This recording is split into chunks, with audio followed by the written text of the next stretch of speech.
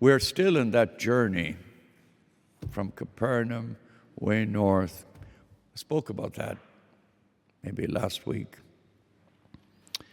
Like if this was Jerusalem here in South Pasadena, this journey began out there in Chatsworth, went north all the way.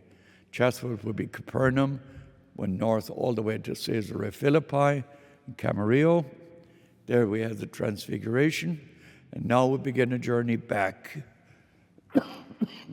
And we're coming from Camarillo down to South Pasadena, about 60 miles. And they walked this. They were great walkers. And as they walked, we have these teachings in the Gospel of Mark. Almost accurately, they're paralleled in Luke and in Matthew. And here we have, they're coming up to Jerusalem, and Jesus predicts his passion for the third time. But they don't hear anything about suffering.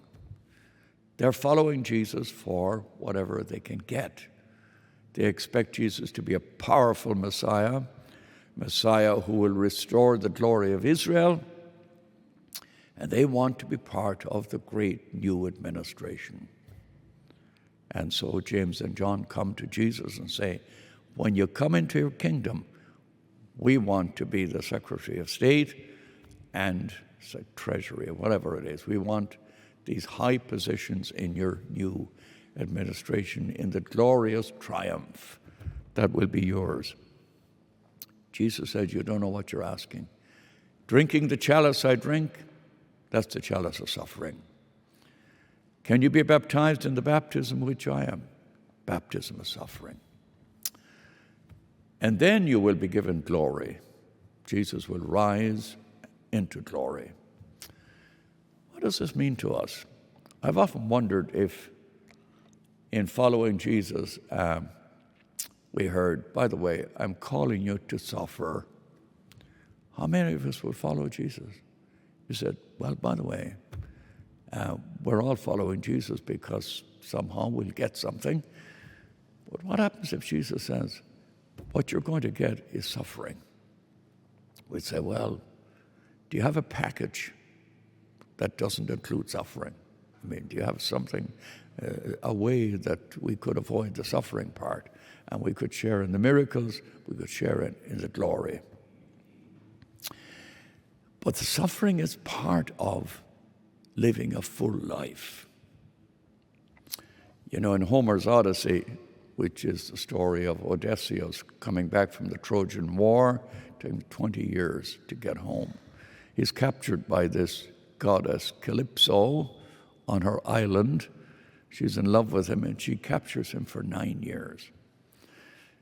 But he doesn't want to stay, and he leaves eventually. But she's jealous because he is mortal. She's jealous because he has mortality, which she does not have because she's a goddess.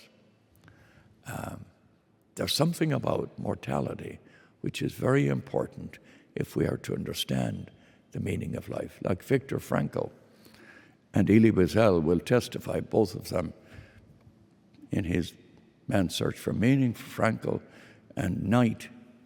Elie Wiesel wrote the book Night. He will say, it's not suffering that's the issue, it's finding meaning in the suffering. If you find meaning in the suffering, you will be capable of great sacrifice. If you do not find meaning, you will be a perennial victim. You'll moan, you'll gripe about it, life isn't fair. If you find meaning in your suffering, you will be capable of great triumph. And that's the teaching of the gospel. We're all going to hit difficult times. We're all going to get reversals.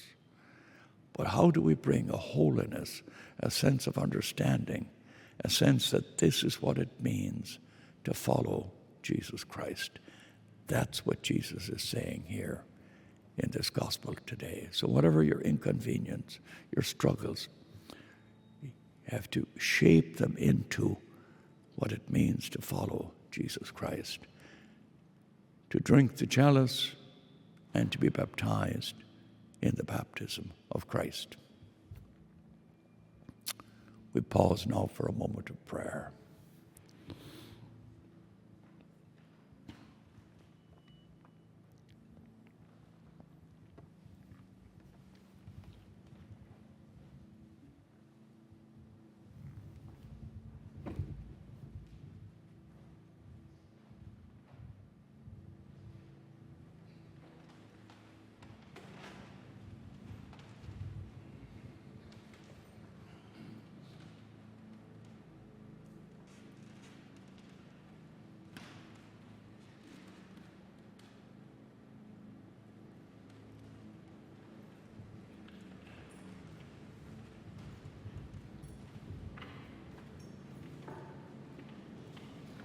Blessed are you, Lord God of all creation.